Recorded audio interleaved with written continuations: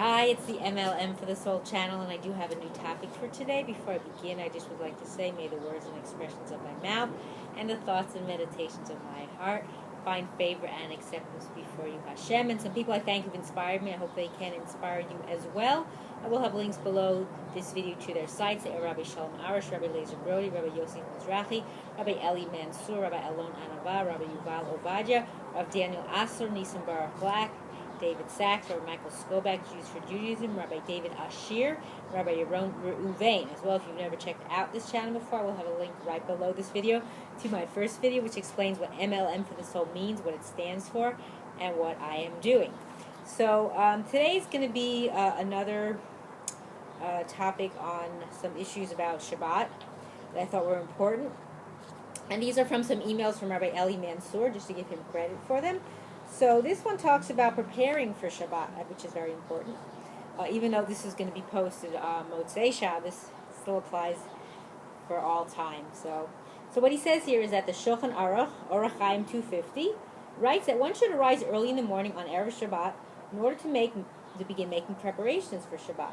Halacha affords such great importance to Shabbat preparations that, as the Mishnah Brura, the commentary to the Shulchan Aruch by Rabbi Yisrael Meir Kagan, writes, one may purchase food for Shabbat before praying Shacharit on Friday morning if he fears that the food will not be available later. So that's how important it is.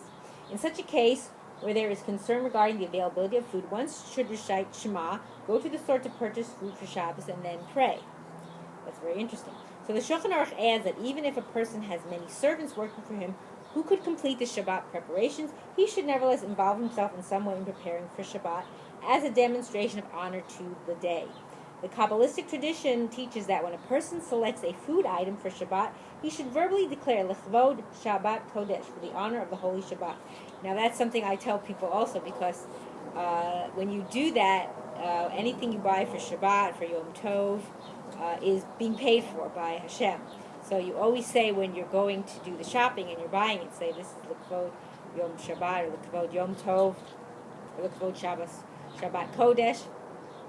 So then, even if you bought more stuff that you didn't use everything, let's say you bought a whole bunch of, for example, let's say tomatoes or cucumbers, but you only use one of all the ones that you bought are apples, but it's already paid for, so it doesn't matter that you didn't finish using them. Same thing with, I think I mentioned this in a video before, you buy clothes, wear them on Shabbat, and say, L'chvod Shabbat Kodesh, and then you're going to wear them afterwards probably, but as long as you wear them first on Shabbat, then it's being paid for. So that's it sounds like a trick, but it's not. You're doing something for the honor of Hashem, so it's paid for by Him.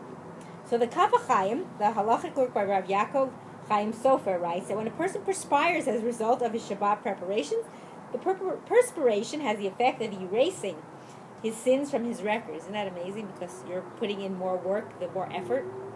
Just as the tears of remorse and tshuva erase one's transgressions, so does the sweat produced by his Shabbat preparations have the same effect of eliminating his sins.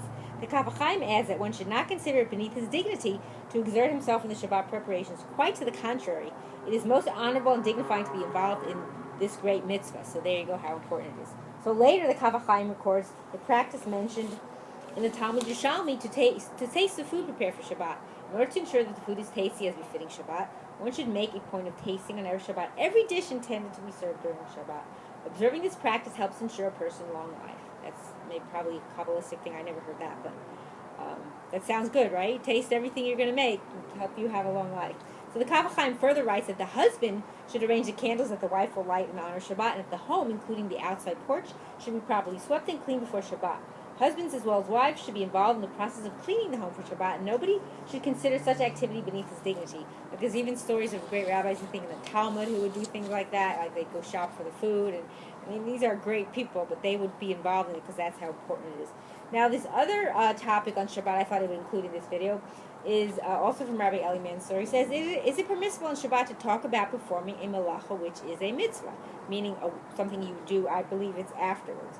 So what he says here is that the halacha prohibits talking on Shabbat about doing activities that are a violation of Shabbat. For example, it's prohibited to say, tomorrow I'm flying to Miami for a vacation, because that doesn't involve anything that has to do with the Shabbat, so you don't want to do that. So the Acharonim discuss whether it is permitted to talk about forbidden activity, which is a mitzvah. For example, may one say, tomorrow I'm going to write a Sefer Torah, or tomorrow I'm going to circumcise a child, or tomorrow I'm going to fly to Los Angeles to attend a wedding.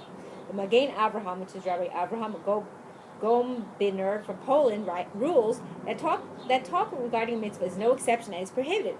The Eliyah Rabbah, as well as the Birchat Yosef, which is the Chida, Rab Chaim Yosef David Azulai, disagree and are lenient. So there's different ways that they hold.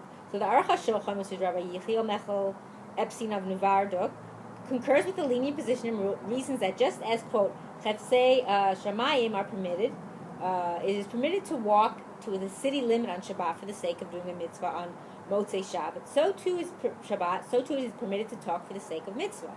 He argues, why should doing an action to prepare for mitzvah be more lenient than talk about a mitzvah?